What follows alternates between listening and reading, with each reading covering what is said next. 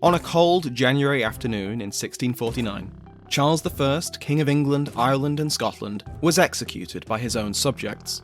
His crime? High treason. This unprecedented act rocked the Three Kingdoms and the fledgling British Empire, and followed 10 years of rebellion, revolution and civil war.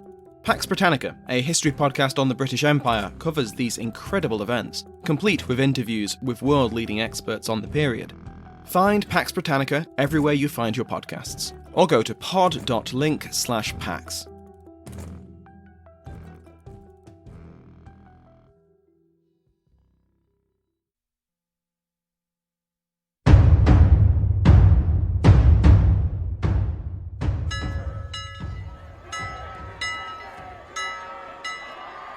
In July 1013, a massive fleet filled with thousands of fearsome Nordic warriors landed upon the shores of southeastern England. Like all the waves before them, they arrived unannounced, eagerly jumping out of their longships and splashing into the shallow waters of the beach underfoot. They were soon marching inland towards the nearby settlements, led by none other than the 53-year-old Danish king Sweyn Forkbeard, the preeminent Scandinavian monarch of his time. The weathered lines around his face showed a lifetime of wariness, hard-fought challenges. Yet each one had been overcome, and the fire in his eyes continued to burn brightly, looking towards what was to be his crowning achievement. All too familiar with these lands by this point, this would mark the 5th time that he was landing upon English shores.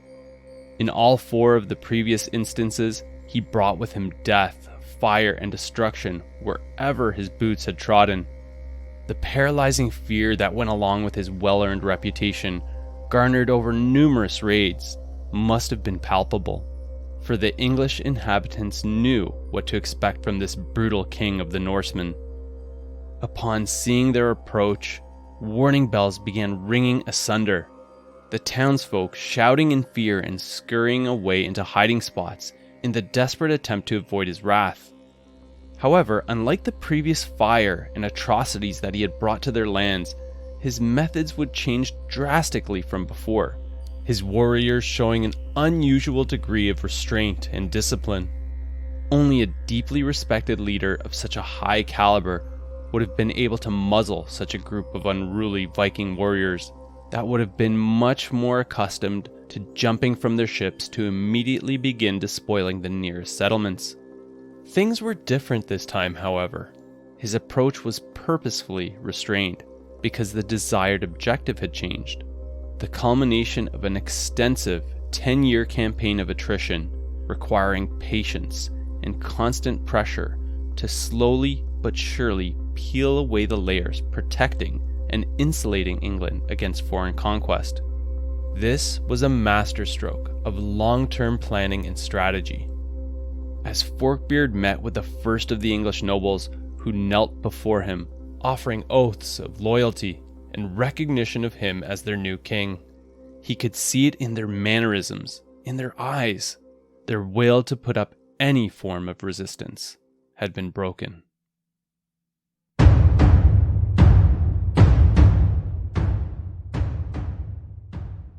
Welcome to the Warlords of History podcast. I'm your host, Mark Pimenta. Episode 11 and the final, delving into the lifetime, motivations, and achievements of the Danish king, Sweyn Forkbeard. Before we get on with this concluding episode covering Forkbeard, you may want to start with episodes 8 to 10 to get a more complete picture of the environment and conditions surrounding this Viking warlord. How he rose to power in Denmark during a time of change, conflicting beliefs, ideologies, and instability, just to find himself on the verge of losing almost everything, before rising up again in a stunning resurgence, learning well the lessons from his mistakes and fostering his evolving ability to read situations and events, in some ways gaining pieces of luck, but then recognizing them as such, and then exploiting them fully in order to make huge strides in order to solidify and consolidate his power.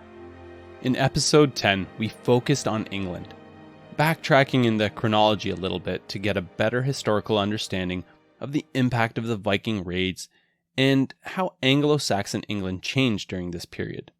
How these raids then matured into something much bigger, with the invasion of the Great Heathen Army in 865, which led to the establishment of the Danelaw in northeastern England and the subsequent wave of migration of Scandinavians that arrived in England in the pursuit of productive lands in which to settle and grow their families, at the same time allowing the Kingdom of Wessex in southern England to survive and then thrive, eventually making headway to unite all of England under its banner, with of course the exception of the Danelaw that remained under Viking rulers, which wasn't to last beyond 954, when the last of the Viking rulers was ousted through the strength of a more united England.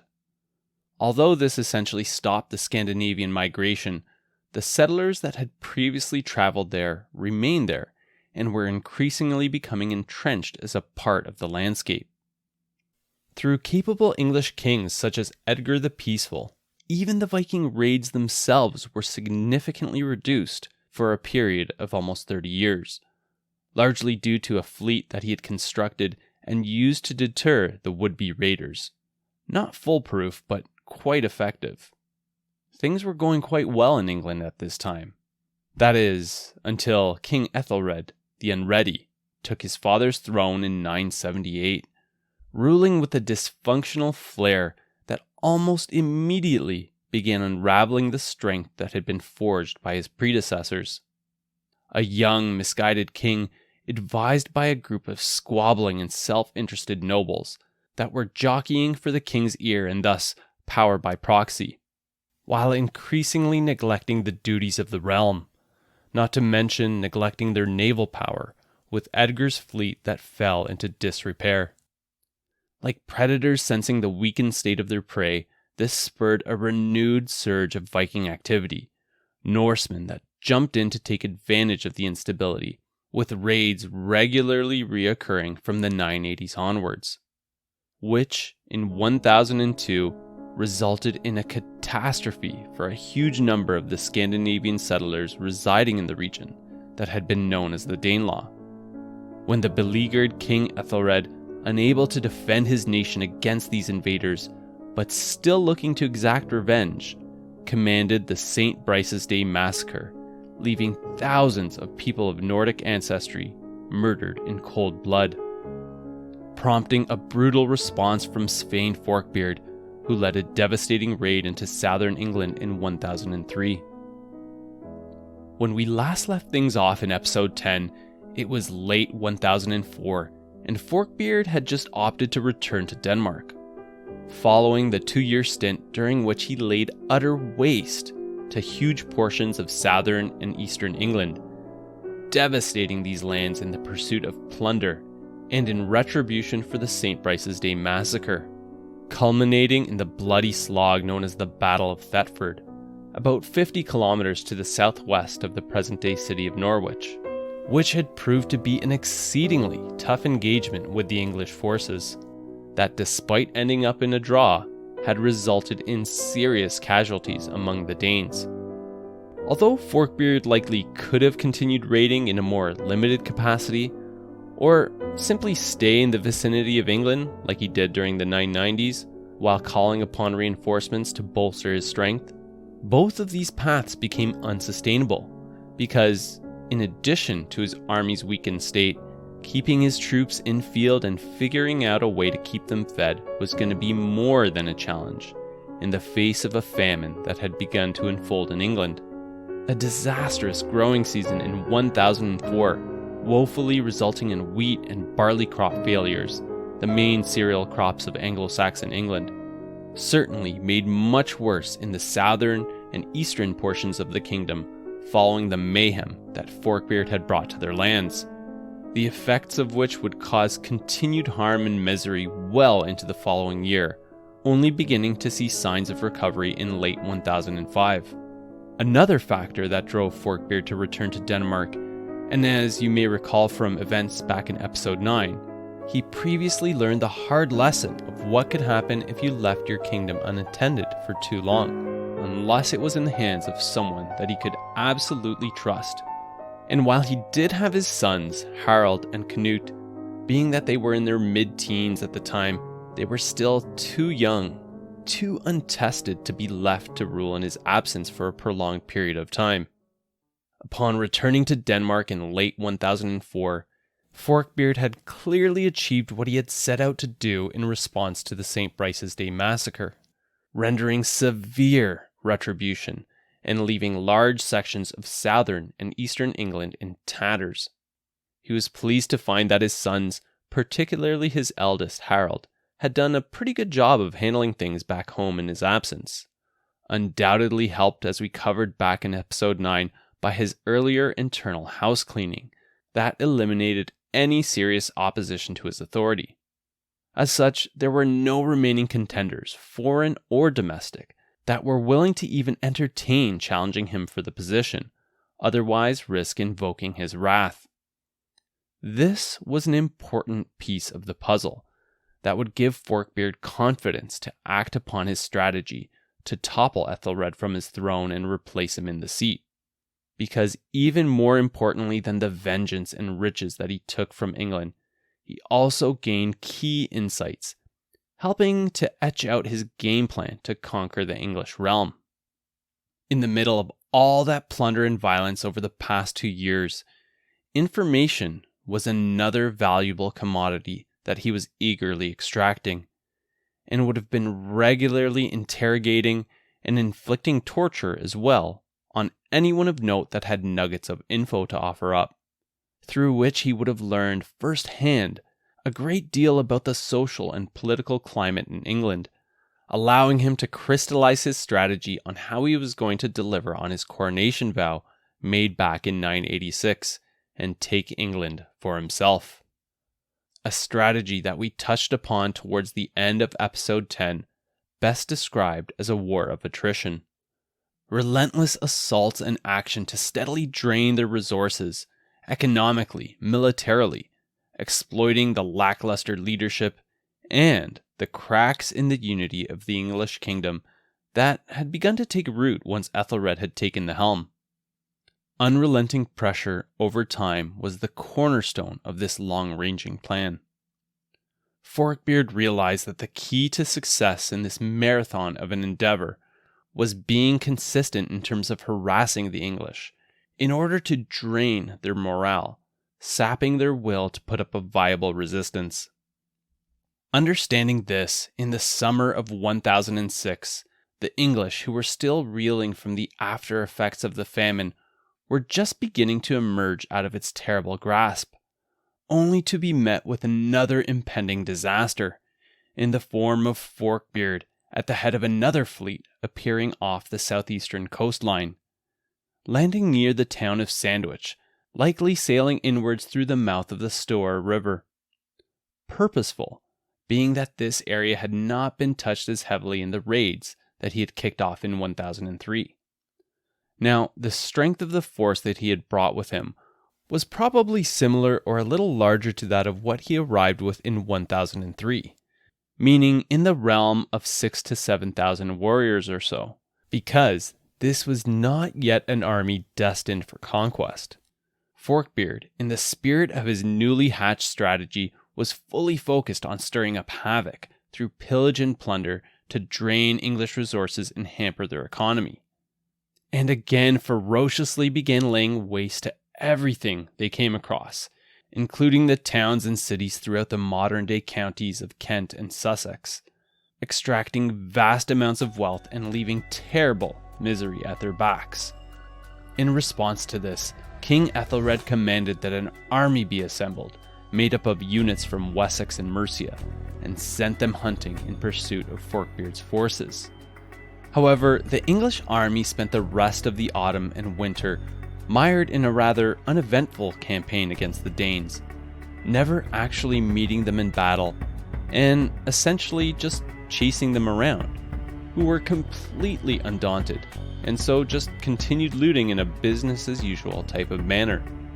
To make matters worse for the English populace, it wasn't just the marauding Viking army they had to be worried about.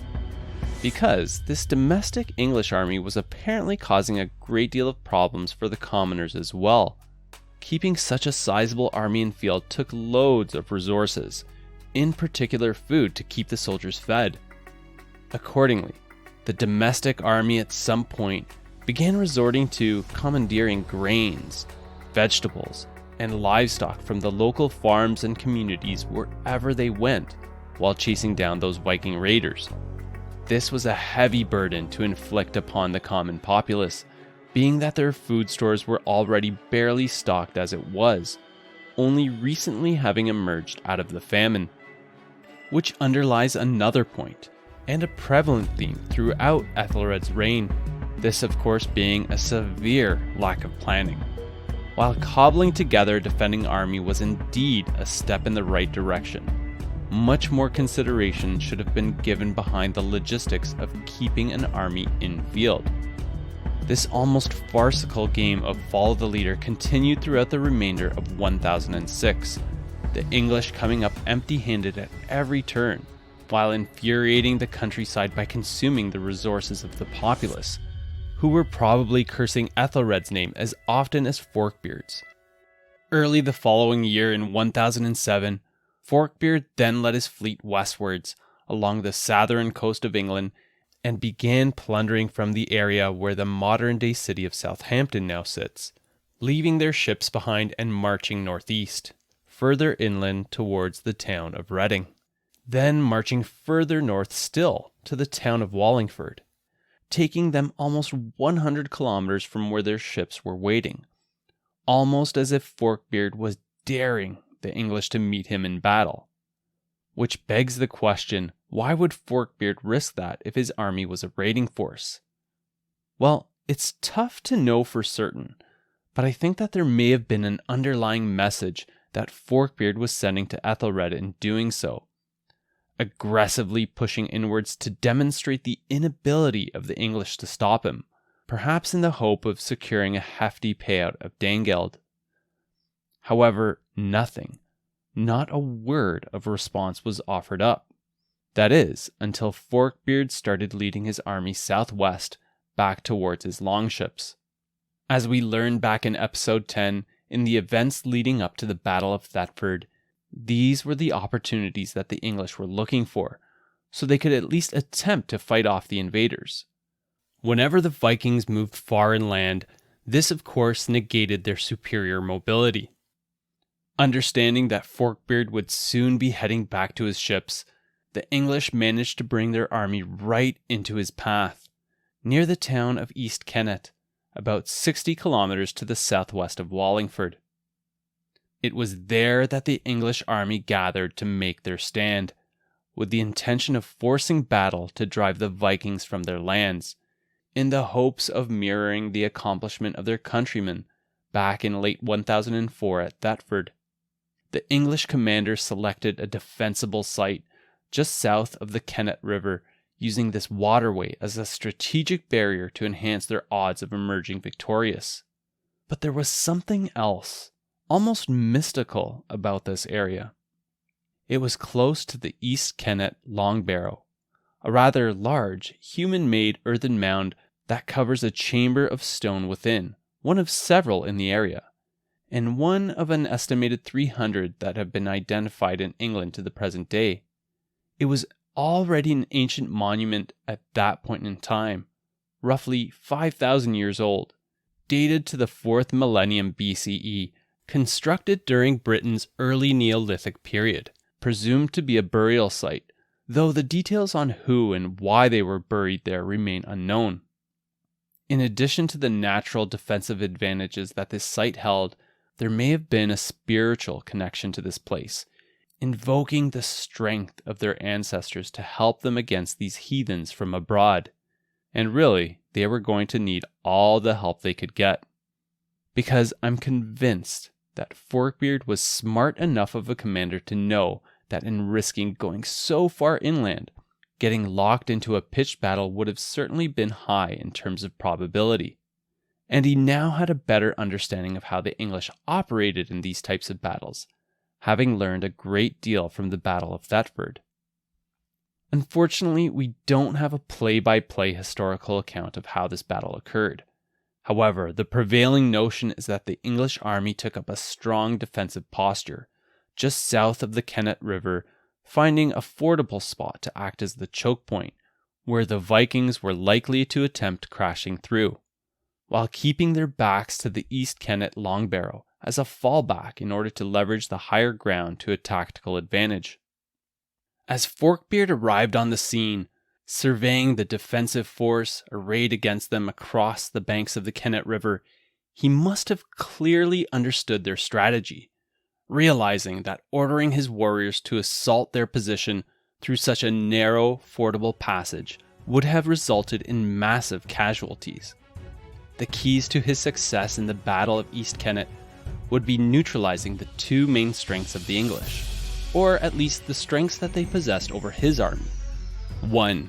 Cohesion as a fighting force, fighting from a unified shield wall in a singular direction. This was when they were at their best. And 2. Their heavier reliance on missile weapon firepower, arrows and javelins. It was essential to neutralize these factors in order to get to hand-to-hand combat as quickly as possible, where he knew that his troops had the definitive edge. Though, I would also be remiss if I didn't include another theory put forward, that a portion of the English army were not as battle-hardened as those present at Thetford. Some of them simply conscripted locals thrown into the mix, holding whatever farm implements that could be considered as weapons.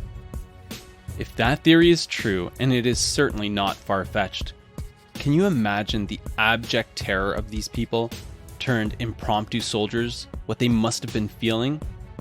It's almost incomprehensible to ponder. Understanding all of this, I'm convinced that Forkbeard must have launched an all-out fierce assault after driving his troops into a frenzy, shouting of their bravery, duty, and obligations to the victims of the St. Brice's Day Massacre. Forkbeard kicked off the engagement by launching an attack across the ford that the English had selected, in a furious charge to keep the defenders busy, while peeling off detachments of his army to cross the river in other spots up or downstream to where the English had amassed their army, pouring in on all sides of the defenders, to confuse, overwhelm, and ultimately throw a wrench into the organization of the opposing forces, while diminishing a concentrated target or direction for their arrows and javelins. What we confidently know, gleaned from all the accounts, however, is that this encounter devolved quickly into a disorganized melee, with Forkbeard's forces wildly cutting into the defending English contingent, that buckled and then disintegrated in an epic fashion, with the Viking raiders emerging largely unscathed with few losses. The dismay over the result at the Battle of East Kennett was so severe and so devastating that it resulted in a number of interesting after effects. Firstly, although King Ethelred had not been there in person, he became acutely aware that there wasn't much standing between him and Forkbeard's army. So he packed up himself and his court and moved it from London, further north into an area called Shropshire, just to the west of the modern-day city of Birmingham in central England, to ensure that he remained out of Forkbeard's reach. Secondly, the terrible morale coming out of that loss was felt far and wide, with fear and despair gripping all the remaining ealdormen and lesser nobility, who remained locked up in their castles, not daring to come out, which left Forkbeard free to meander about in Wessex, looting and despoiling completely unchecked, devastating towns and anything else he came across with fire and destruction. In fact, things were getting so bad that, according to an account stated in the Anglo-Saxon Chronicle, for the people of Winchester, seeing the insolent and fearless army as they went by their gate to the sea, went and fetched them food and treasures. So great was their fear of Forkbeard that he seemingly didn't even need to go into towns and plunder it for himself.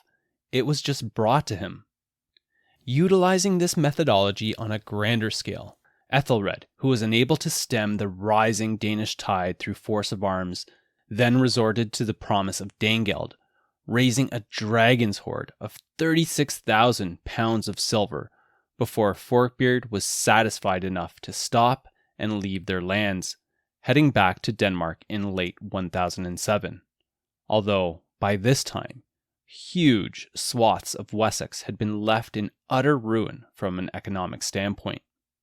This is a good spot for us to depart from the main story and meander down another path for a little bit to ask the question, how were Forkbeard and his forces able to be so effective against the English? A question that, at its core, is linked to the broader notion of English and Viking conflict. Because when it comes to pitched battles, despite the resounding success that Forkbeard saw at East Kennett, as we've learned, the result was not always so certain. And one could make a good argument that, as far as land battles go, the Anglo-Saxon forces gave as good as they got.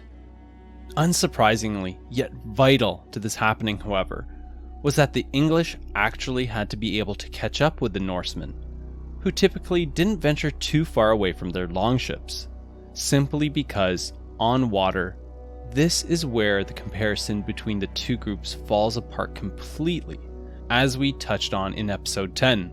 The Vikings, facing virtually no resistance whatsoever once aboard their ships, sailing along the English coastlines, could venture in from place to place with ease, attacking with complete surprise on specific targets. And you could even liken them to today's special forces, something resembling Navy SEALs, going in, completing an objective, and then back out before a response could be levied. By the time the English managed to get a meaningful force in the area, the Vikings would be long gone, sailing off towards another destination, the only evidence of their passing being the towns and cities left in ashes. The only real time that an encounter was feasible was when the Norsemen ventured too far inland in their quest to pillage and burn. And these opportunities were rare indeed, because they clearly understood their seagoing mobility as a distinct advantage, and were quite content to exploit it ad nauseum, using it to focus on wealth extraction, and, in this story, drawn out havoc, sowing seeds of instability in the execution of Forkbeard's plan of conquest. So what do you do when faced with problems like this wherever you look? Well, if you're King Ethelred, you find a bunch of people to blame for all the problems, and then you have them killed. Now there's a watertight method to overcome all the issues besetting your kingdom. Given the series of challenges facing Ethelred's rule, granted a great number of these being self-inflicted, the scope of these problems would have been enough to destabilize nations with far more competent rulers. But what if the court surrounding the king was already dysfunctional to begin with? As you can assume by now, the mounting pressures inflamed the dysfunction to new heights, devolving further with intrigue and blame going around, leading to murder and treachery within his court. Instead of focusing efforts and uniting to defend against the Vikings, finger-pointing and blaming became focal points of court life. At a time when English nobles and commoners were already falling dead in alarming rates due to the attacks, beyond those that fell by the hands of the Nordic raiders, others fell due to political murders that were sanctioned by the king. To illustrate this a little further, in the 1899 edition of the book Epochs in English History, F. York Powell summed up Ethelred's reign succinctly. Ethelred was not all like the great kings before him. He was cruel and foolish, and above all, he would not take good advice, but always listened to those who pleased him at the time. His reign was cruel at its outset, wretched in its course, and disgraceful in its end. It's quite astounding, really, trying to find people to blame for not being able to quell the marauding invaders, when the root of the problem remained, in that it was practically impossible for a land-based army to catch these seafaring foes. In the midst of all this mayhem, including heightened intrigue and murder in the English court, although late in the game, in fact 30 years into his reign, Ethelred finally came up with a viable plan to combat these raiders. recognizing the futility of commanding his regional ealdormen to gather troops and fight the elusive Danes on English soils. Following Forkbeard's departure in 1007, it appears that the importance of establishing an English naval presence finally clicked in Ethelred's mind. Borrowing from his father, Edgar the Peaceful's playbook, he realized that if the Vikings were to be stopped, combined arms, utilizing land and naval warfare in symphony, was going to be of absolute necessity.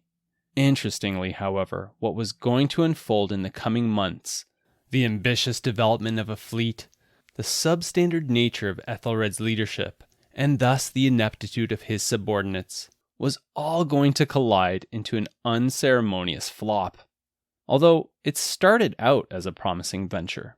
In 1008, Ethelred announced a kingdom-wide edict, all hands on deck so to speak, ordering a great mass of ships to be constructed, through a national building campaign happening in ports all over the country, which was an exceedingly resource-intensive and costly undertaking. A rather impressive accomplishment because of the speed in which it was completed. By 1009, just 1 year following the announcement of the edict, the historical accounts mention that a fleet worthy of seriously challenging any seafaring invaders had been assembled. As for how many ships, no exact numbers were indicated, but I would estimate well over 100, probably in the realm of 150 at most, paid for by taxes raised on the land-owning nobility. Although there had to have been some murmuring of discontent, since this group was already feeling somewhat financially tapped out, in part due to the hemorrhaging of funds extracted from them previously to pay for the Danegeld payments. Regardless of the costs, this was now their real chance of fending off Forkbeard and any other Viking leaders, and could have played a game-changing role in taking the fight to the Norse raiders before they ever landed on English shores. Yes, you heard me correctly, could have. Because yes, like all things that Ethelred seemed to touch, this too imploded in disaster. The newly minted fleet gathered at the port of Sandwich in the extreme southeast of England. Strategically, an excellent place to waylay the Vikings given their preference for raiding these lands, realizing it was just a matter of time before they returned to cause further havoc, which was a good idea in theory and could have been an effective countermeasure, but ultimately falling into disaster largely due to those surrounding Ethelred. In an act that fatally quashed his last real chance of retaining his crown, one of the captains, by the name of Wulfnoth, took 20 of the ships for himself and went rogue, resorting to piracy. So Ethelred commanded another underling called Britric to go out in pursuit with somewhere between 80 to 90 of the ships. Just as Britric came upon the rogue fleet, as the fight ensued, a few ships had been destroyed, which would have still been palatable. But then, a sudden terrible storm took hold of the area, decimating the newly constructed fleet, with only a handful in the single digits managing to make their way back into port.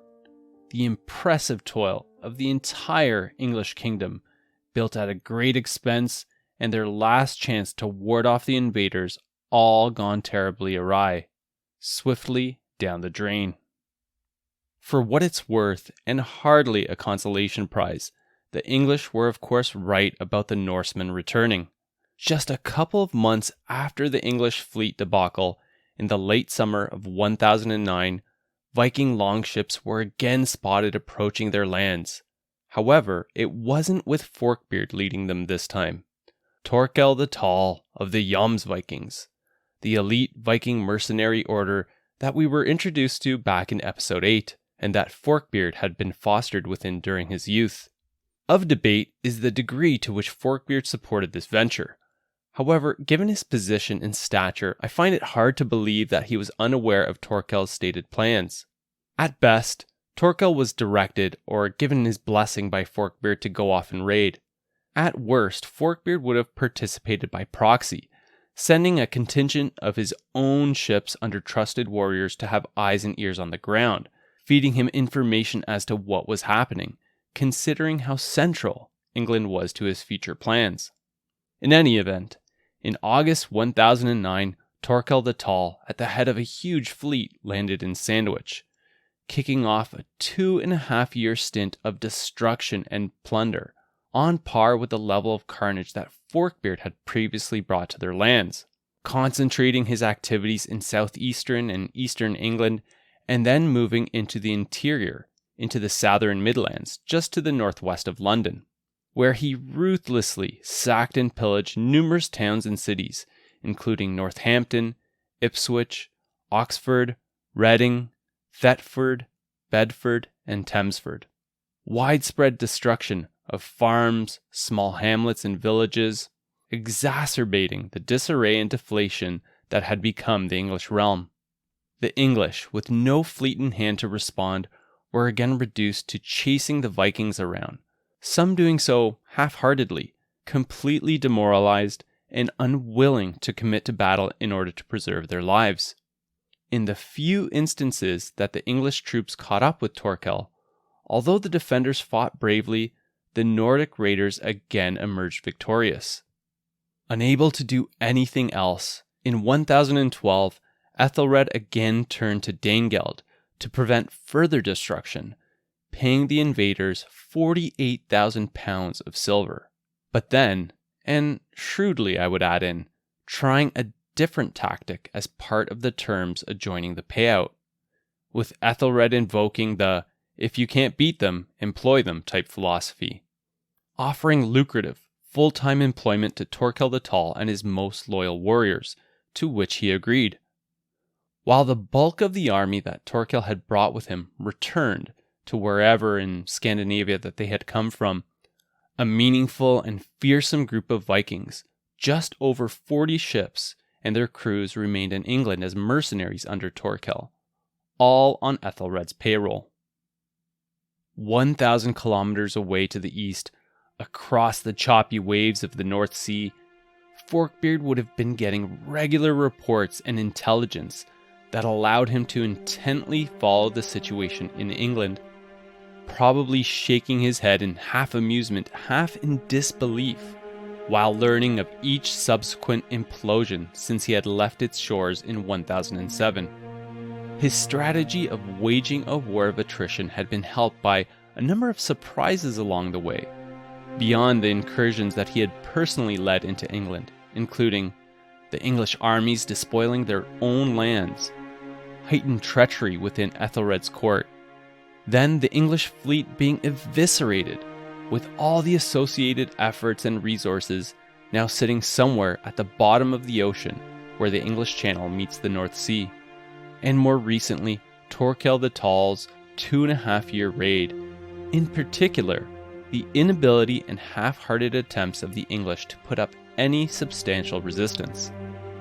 In addition to that, Torkell's employment under Ethelred could not have been sitting well with him, considering this to be a betrayal of his kinsman. In short, to say that things were not looking good in England would have been a gross understatement. While Torkell was in the midst of stomping throughout England, Forkbeard clearly understood that this end of a marathon was nearing, and far before the Danegeld payment was issued to Torkell, he had begun making preparations for a full-scale invasion of conquest.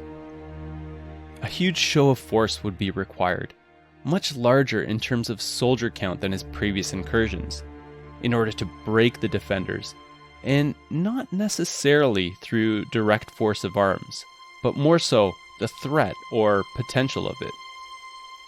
The time was ripe, and the English were close to the breaking point. Resources, confidence in their king, and morale sufficiently drained by Forkbeard's estimation. Reports would have been flooding into Forkbeard, seeing the weakened resistance that England was putting up, and finally resorting to employing those that had ravaged their lands, triggering a warning for Forkbeard to launch his attack. In part, perhaps concerned that the ambitious Torkell might make an attempt on it himself, now playing such a prominent role in King Ethelred's security. One thing is for certain, Forkbeard was convinced, beyond the shadow of a doubt, that now was the time to make an earnest attempt on claiming the English throne. England was depleted, spent. The economy and infrastructure, particularly in the south, Midlands, and East England, largely in shambles, and coffers had been scraped to find the coinage to pay Torkell. Taking us to the event that we covered at the top end of this episode, Forkbeard's full-scale invasion to conquer England once and for all. Leaving the Danish kingdom in the care of his eldest son Harold, in July of 1013, Forkbeard, with his second eldest son, Canute, who was in his late teens or early 20s, landed their massive fleet in southeastern England near Sandwich. As for how large this invading army was, the historical details are again scanty in terms of actual numbers. However, I can't help but assume that it had to have been much larger than the forces that he brought with him previously, for two main reasons. Firstly, unlike his previous raids, the purpose of this campaign was definitively intended as a full-scale invasion of conquest, and so to be able to scare the nobles into submitting to his will, despite England's already weakened state, the show of force would need to be large enough to ensure compliance. Secondly, Forkbeard would have wanted to be prepared and ready with enough troops to deal with the potential battles that he might be faced with, absorbing any casualties with enough remaining to still complete the conquest. As stated in the 11th century historical account, the Encomium Ame Regine, the king, supported by the council of his chief men, ordered that a numerous fleet should be prepared, and that warning should be given on all sides to the entire military power of the Danes to be present under arms at a fixed date, and in obedience to the king's wishes, to perform with utmost devotion whatever they were commanded. While the entire military power of the Danes is most certainly an embellishment for poetic purposes, for the reasons that I mentioned earlier, I believe that he would have had to have brought with him a sizable army of at least 10,000 warriors, which is still probably a conservative estimate. Another interesting feature of this invasion force was the fleet of longships that transported them across the North Sea. That had received a lavish facelift, no doubt at the expense of the previously pilfered English coins. Brightly painted in magnificent colors and designs in gold and silver, lavishly adorned with colorful cloths, and with birds, serpents, and dragons carved into the masts, stem, and stern posts, which are the front and the back of the ships. All of this intended to convey a message, or persona, to any that laid their eyes upon it, demonstrating the immense power and regal authority of the commander within. With this impressive fleet and vast army in tow, when Forkbeard commenced his invasion, he changed his approach and methods entirely versus his previous campaigns, being that his objective was fully focused on securing the English crown.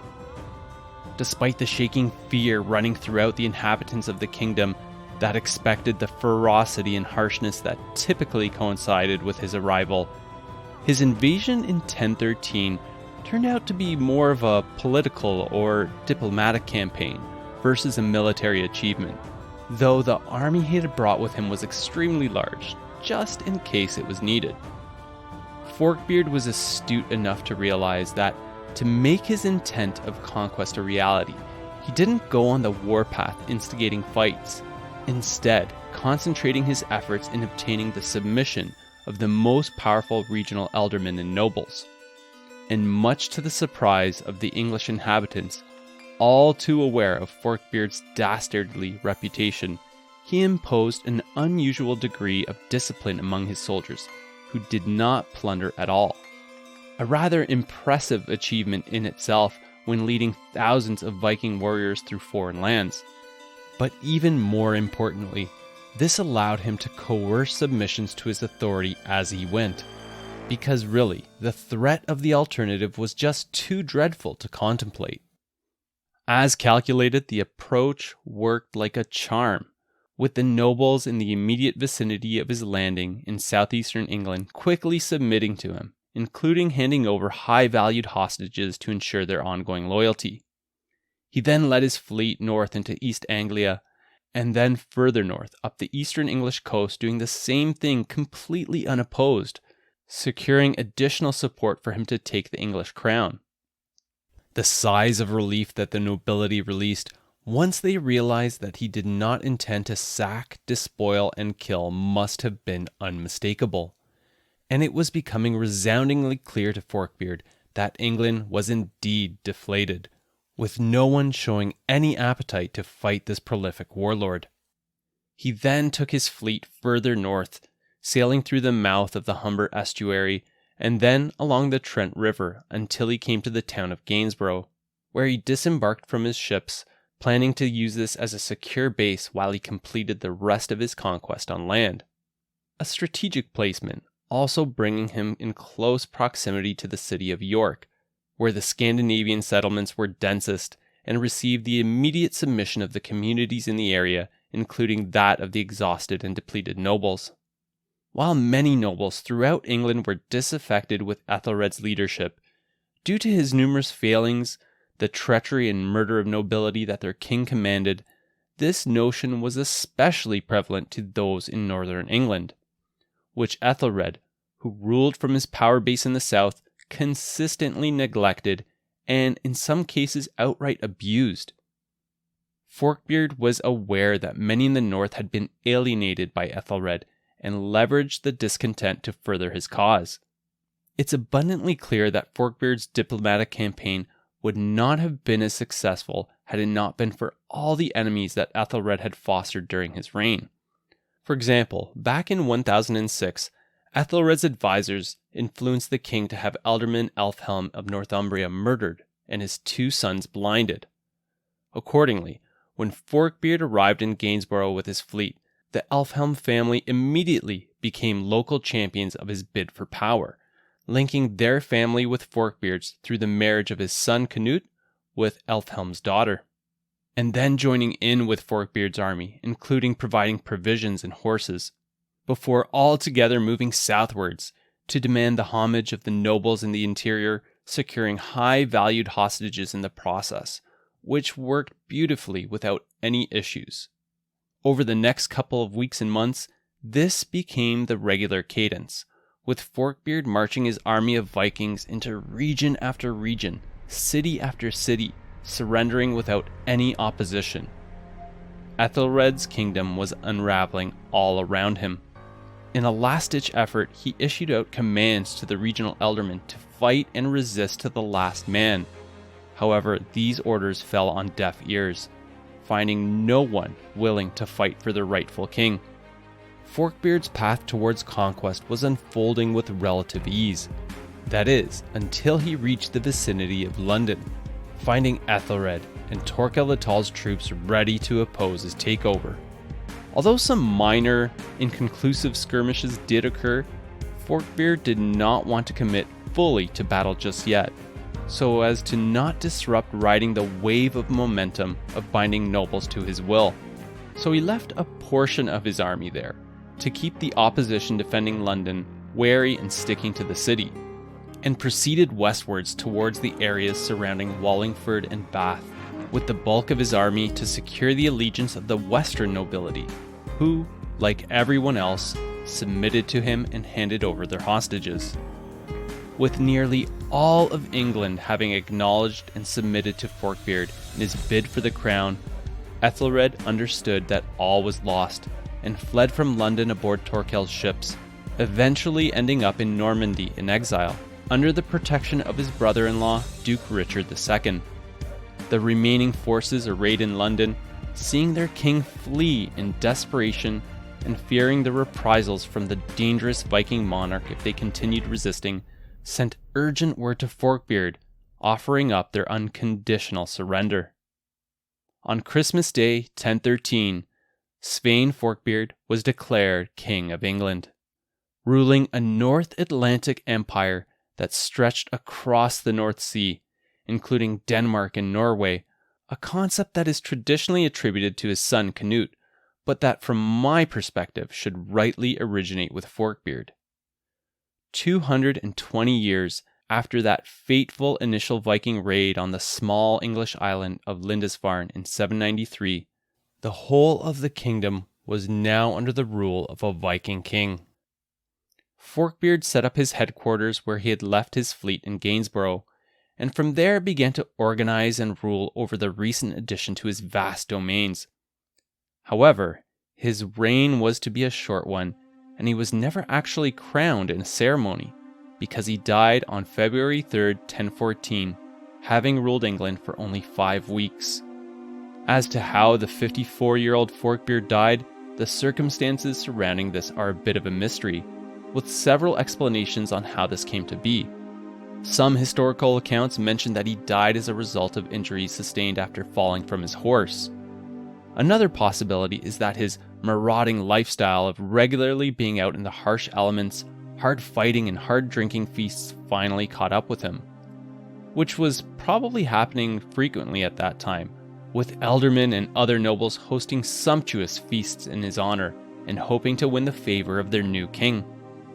Lastly, another theory put forward that takes us into conspiracy theory territory, but is really not far-fetched given the many enemies he had made, or the overall English discontent of a foreign ruler, was that he was poisoned, which certainly cannot be discounted outright. While many of the nobility were publicly fawning all over him, many would have secretly abhorred the idea of this foreign king, ruling by right of conquest rather than through hereditary legitimacy. After his death, his embalmed body was then returned to Denmark for burial, although some confusion exists there too, with his final resting place being either Roskilde Cathedral in modern-day Denmark, or in one of the first churches, now laying in ruins, built in the city of Lund, in modern-day Sweden, an area that at the time belonged to Denmark. As for Forkbeard's more immediate legacy, upon his death, his eldest son, Harald II, was proclaimed King of Denmark, which of course included Norway, a position that he held until his death only 4 years later in 1018, passing away in his late 20s. Whereas in England, his second eldest son, Canute, who had accompanied Forkbeard during the 1013 invasion, immediately succeeded his father as the King of England. However, the bulk of the English nobility took exception to this and conspired in the background, recalling Ethelred from exile in Normandy, that is, after making a number of concessions to the nobles and promising not to go off on a murderous spree. Despite everything that had occurred, the nobility still preferred the English-born monarch with rights of ancestry versus normalizing the right of conquest and the acceptance of a foreign king. Ethelred, backed by a united army, was reinstated as king in 1014, after a swift revolt that arose around Canute, who fled with his army to Denmark. However, Canute returned to England 2 years later at the head of another Danish army, and proceeded to defeat Ethelred and his son, Edmund Ironside, to regain the English crown in 1016. Canute ended up having a pretty spectacular and noteworthy career, would later gain the epithet of Canute the Great, and would later also succeed his brother as the King of Denmark in 1018, reclaiming the North Sea Empire that had been initially forged by Forkbeard. Interestingly, although many of the English nobles had initially wanted Canute gone due to his Viking lineage, once he retook the English throne in 1016, it was through this lineage, and thus that of his father, Forkbeard, that England was now insulated and protected against future waves of Viking raiders, many of them under his command. This greatly helped to restore the prosperity that had steadily eroded since the resumption of the Viking attacks back in the 980s. And another point in this story that I find fascinating and a little ironic is that upon his brother's death in 1018, the army he brought with him back to regain control over his father's Scandinavian domains included a huge proportion of English troops as well. Canute and his sons ruled England over a combined 26-year period from 1016 to 1042. Although the English throne would again revert to the House of Wessex under Ethelred's younger son, Edward the Confessor, this would not be the end of Sweyn Forkbeard's lineage again reappearing on the English throne. His daughter, Estrid Sweyn's daughter, was the mother of King Sweyn II, whose descendants continue to reign in Denmark to this day.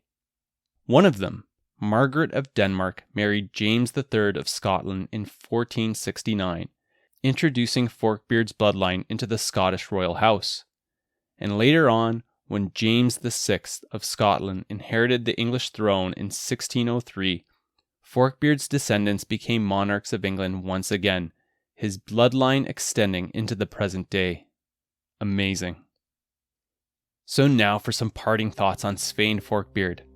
Of course, like his bloodlines that continue to this day, he is a complex historical character, as we have learned over the past 4 episodes, including this one.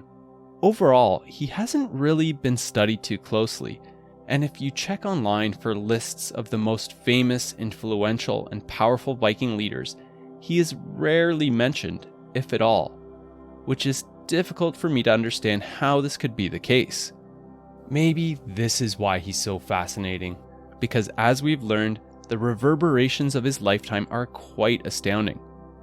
Was he brutal, bloodthirsty, power-hungry? Yes. Certainly yes to all those things.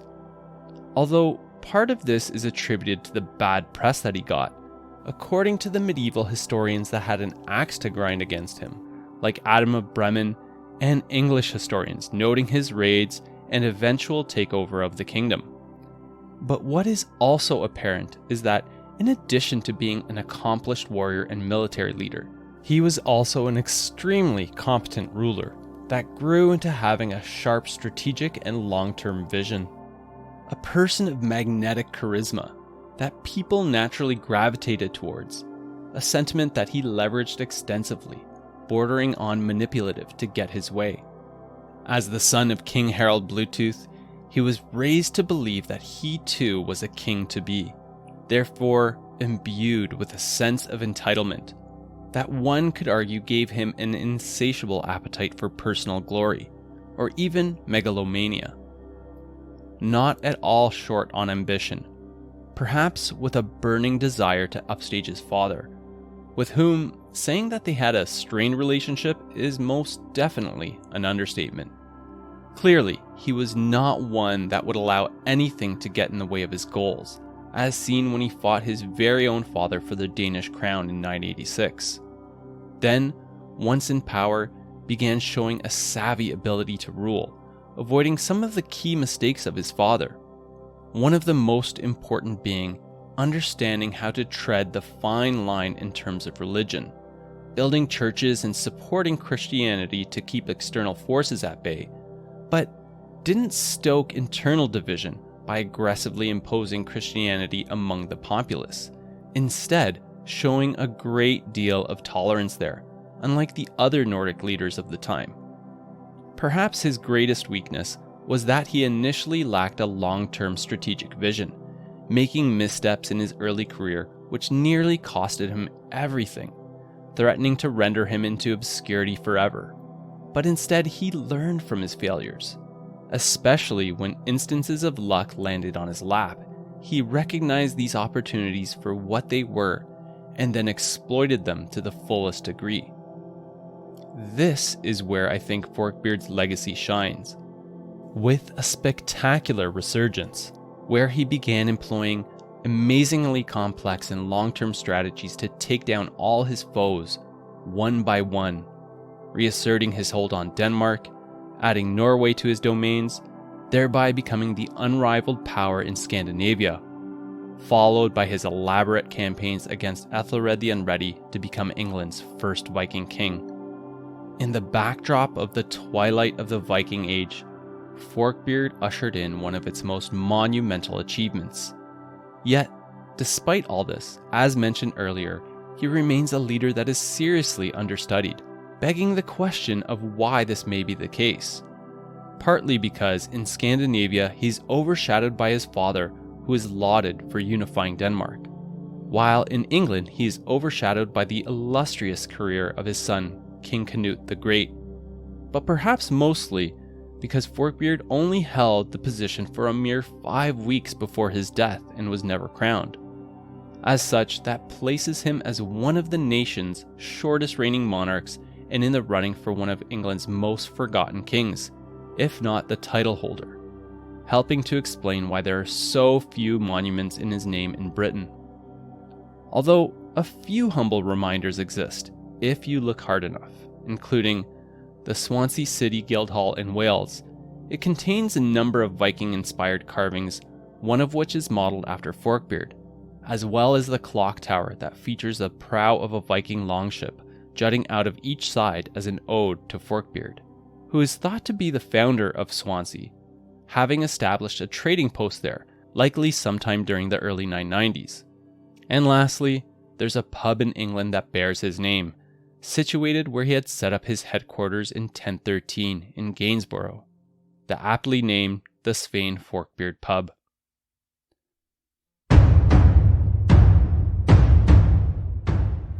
Now that we are done with Sweyn Forkbeard, I am so very excited to be moving on to our next prolific warlord. Born in ancient Macedonia in the 4th century BCE, someone that I would certainly place within the pantheon of the greatest military leaders to have ever existed. And no, I don't mean Alexander the Great, although he too would be on that list. I'm referring to his father, Philip II of Macedon, a name easily recognizable by most history enthusiasts, but perhaps less clear on the surprising details of his story.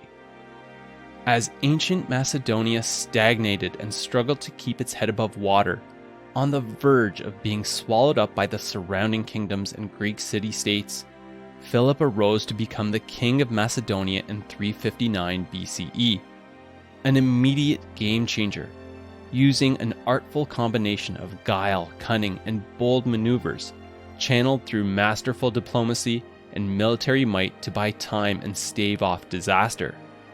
Then undertaking a series of intensive reforms to not only transform his country, but also infuse numerous monumental military innovations into his army, asserting his nation as the terror of the Greek peninsula, the Balkans, and beyond, unrivaled in its power and prestige. This and more to come in the next episode of the Warlords of History podcast. If you want to support the podcast, you can tell your family and friends about the show. Please rate, review, and subscribe on whichever platform you happen to access the show on. You can also follow us on Twitter, Facebook, or Instagram. And lastly, you can head over to the show's website, warlordsofhistory.com, where I'll include some additional info, like images and maps pertaining to this episode for your viewing pleasure. And where, if you're so inclined, you can also sponsor the show directly, with 10% of the monthly listener contributions going towards charitable causes, namely providing equipment, resources, and training towards sustainable agricultural practices in developing countries. Thanks for listening, and I hope you enjoyed the episode. Theme music from audionautics.com. Sound effects from zapsplat.com.